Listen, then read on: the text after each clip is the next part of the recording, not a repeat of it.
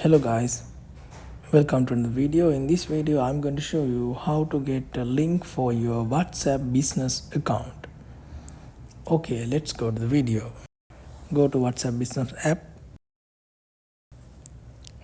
then go to settings, and here you can see business tools. Tap on that. Then here you can see reach more customers. Under that you can see short link. Tap on that. Tap on short link. Here you can see link. To copy link, tap on copy link. Here you can see link copied. Then you can share with your customers. If you want to type any message when someone click on the link, here you can type it. Hi.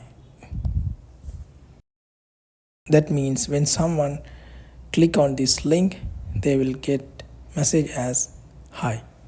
That's how you can get a link for your WhatsApp business account. Hope you guys enjoyed the video. Thumbs up, comment below and hit the subscribe button.